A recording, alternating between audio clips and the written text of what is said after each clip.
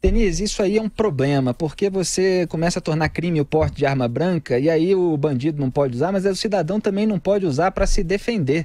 Lá no meu Rio de Janeiro é complicado. Tem isso. muito crime com arma branca. Tem né? muito crime, até ali na Lagoa, no centrinho ali da zona sul do Rio de Janeiro, tem muito pivete que assalta com faca. No centro também do Rio de Janeiro tem muito assalto com faca, mas o maior problema que eu acho é a falta de punição a esse pessoal.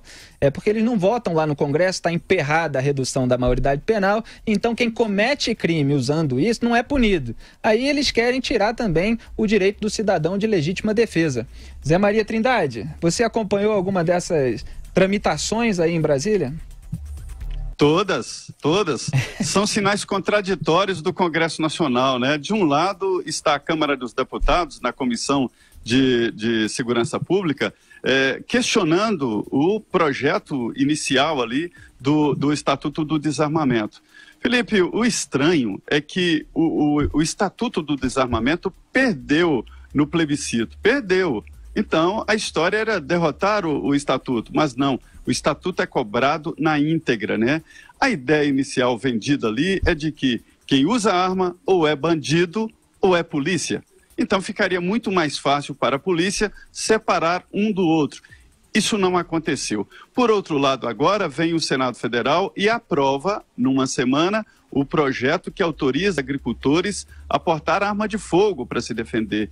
E uma semana depois, vem com este projeto que recrudesce e também criminaliza o uso de arma branca.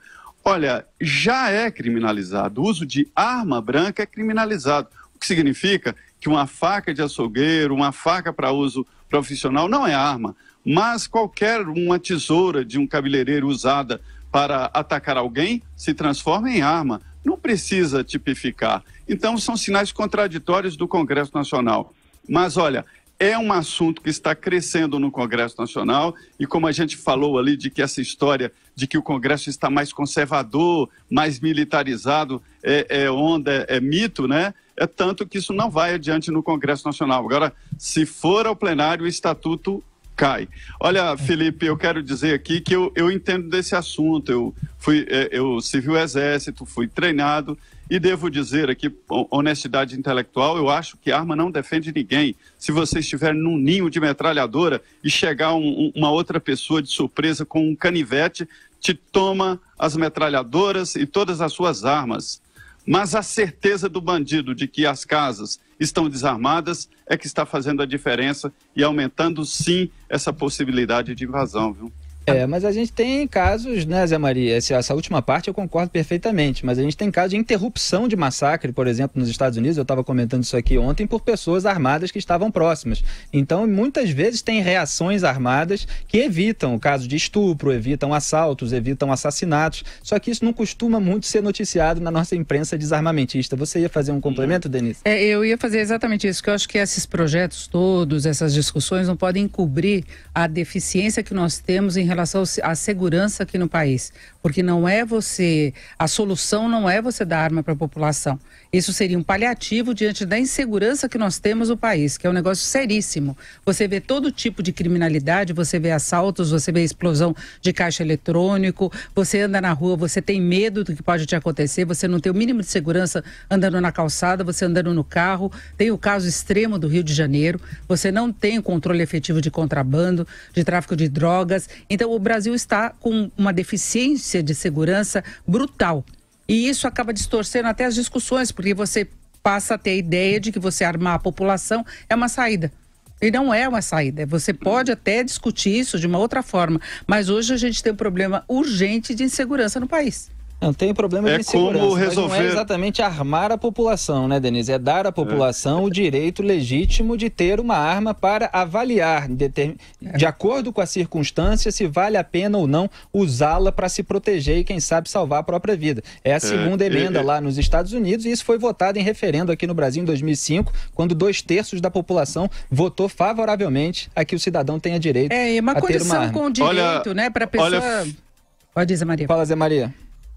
Olha, é diferente. A gente não pode achar que tudo que é bom para os Estados Unidos é bom para o Brasil. Os Estados Unidos, até pela origem do país, a formação do país, um país que está em guerra constantemente, né? Não me lembro dos Estados Unidos sem pelo menos uma guerra. É um país aqui, que Zé, morrem 60 mil homicídios por ano, Zé. A gente vive numa guerra também.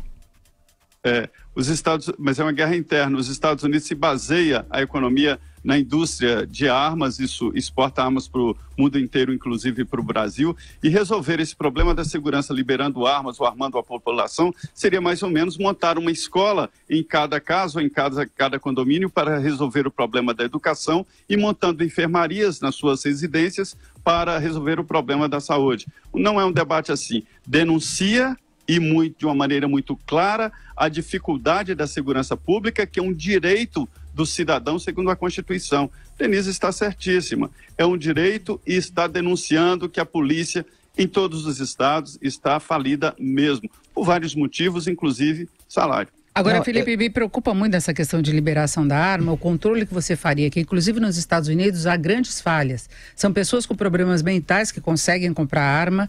Você vê esses grandes ataques que você vê no exterior, tem muita relação com isso, quando não é uma questão de terrorismo. É um maluco que tem acesso à arma e ele tem um histórico que as pessoas não controlam. Então eu tenho muito medo aqui no Brasil, que a gente não tem controle de quase nada, que essa situação se repita no extremo. Denise, mas e num momento mais delicado, quando foi proibida... Hoje os terroristas estão usando veículos para assassinar pessoas, eles estão usando facas. Lá em Israel morre um monte de gente por terroristas palestinos. Eu estou falando daqueles casos específicos. Usando facas. As falhas do acesso à arma, elas existem, mas a gente vive numa sociedade com falhas em função justamente de que as pessoas estão morrendo, assassinadas pelos bandidos armados. E a população tem o direito de ter a oportunidade de se defender se ela avaliar que é necessário. O Zé Maria fez uma analogia com a educação, não é estabelecendo escola em cada residência e tal. Olha, se o sistema de ensino público é ruim, o cidadão tem todo o direito de recorrer ao homeschooling, de aprender sozinho, de educar os seus amigos, os pais educarem seus filhos. É assim, o cidadão precisa ter alternativa diante do caos que está instalado. A gente não pode ficar eternamente exigindo tudo do Estado, que o Estado proteja a gente, sem que a gente tenha uma alternativa para defender nossa própria vida, que está em risco diariamente. Eu acho complicado. Eu já fui assaltado umas 3 vezes numa condição que não daria para se defender, nem se eu tivesse com a arma. Sabe quando você pensa, daria para reagir? Não daria para reagir. Você cercado. Então tem algumas ocasiões, você vê o caso, por exemplo, de assassinato de policiais, quando eles são identificados e quando pegam a arma. Isso acontece muito. Então é uma discussão que tem que ser feita, eu acho que com muita profundidade, não no momento em que você está desesperado para se defender. Na sociedade hoje você tem essa preocupação, teu filho sai pra rua, você fica com medo, sabe? Você tem medo de ser assaltado, você vai numa rua mais escura, qualquer lugar você tem medo. Então é uma coisa urgente, sabe? Eu acho complicado isso, você dá a arma agora e colocar um monte de gente despreparada que não treinou para tentar se defender. Eu acho que é importante você se defender. Se acontecesse alguma coisa, tem alguns pré-requisitos para as pessoas obterem armas. Aliás, só para fazer o segundo registro aqui, eu acho que as posições de cada um de nós já ficaram claras aqui para o ouvinte, são 18h50, a gente precisa correr um pouco com a pauta. Ontem eu falei aqui do especialista em segurança pública, Benê Barbosa, que é contra o Estatuto do Desarmamento, mas eu citei rapidamente que estava crescendo o número de pessoas procurando o Exército como alternativa para fazer o registro de arma. E aí o Benê Barbosa me mandou uma mensagem para explicar qual é a diferença de burocracia que se encontra em cada caso. Solta aí, Reginaldo. Na realidade, o processo pelo Exército, que é para o CR de atirador esportivo, tá, ele não é mais simples, pelo contrário, tá, ele é mais rigoroso.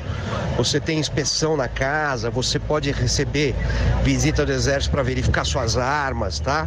Você tem mais restrições ainda. A única diferença é que não há o fator discricionário, como acontece hoje pela Polícia Federal. Ou seja, depois que você apresentou e passou por todo o trâmite, o Exército não pode simplesmente olhar para sua cara e falar: não gostei de você, você não vai ter CR, não vai fazer tiro esportivo, que é o que acontece hoje na Polícia Federal, que sofre pressão do Ministério da Justiça, principalmente dos governos anteriores do PT, e acaba negando a maioria dos pedidos de compra de armas e praticamente todos os pedidos de porte de armas. Inclusive, na semana passada, houve uma audiência pública no Ministério Público de Goiás, tá? Promovida pelo chefe procurador, pelo procurador-chefe lá do Ministério Público, onde ele aponta, onde a gente teve a oportunidade de apontar as irregularidades que estão acontecendo nesse sentido. Maravilha, esse foi o especialista em segurança pública, Beni Barbosa. Zé Maria Trindade, pode complementar, Zé? Eu discordo de você, sim, mas é claro que você tem todo o direito aqui de discordar de mim, vai com tudo. Pois é, olha, Felipe, na verdade, eu detesto falar isso, mas eu não tenho opinião formada sobre isso. Mas isso é ótimo de ser dito, isso é ótimo. Com dúvida, também. Mas parece ali em cima do muro, mas olha, deixa eu te falar, isso tem que ser discutido tecnicamente. Claro. Não pode ser essa história de ideologia. Não, mas aqui não tem ideologia, aqui tem argumento técnico. Aliás, recomendo para vocês o livro do Beni Barbosa, Mentiram para mim sobre o desarmamento. Eu estou aqui no Congresso Nacional e escuto argumentos válidos dos dois lados. Como fica uma fazenda sem uma arma? Como isolados hoje? Exatamente. Eu identifiquei que com a mobilidade através das motos, e eu atribuo a moto hoje mais perigosa do que armas para os fazendeiros, deu mobilidade aos bandidos, e eles estão dominando fazendas. Por aqui na região centro-oeste, por exemplo, ninguém deixa mais ninguém sozinho em fazenda. Então, assim, existem esses argumentos. Então, é um debate que tem que ser feito tecnicamente e fora dessas paixões de direita e de esquerda, ou enfim, isso não é ideologia, isso é técnica, né? É técnica, são medidas de segurança pública. Aqui a gente debate com base na técnica, fugindo a esses rótulos aí.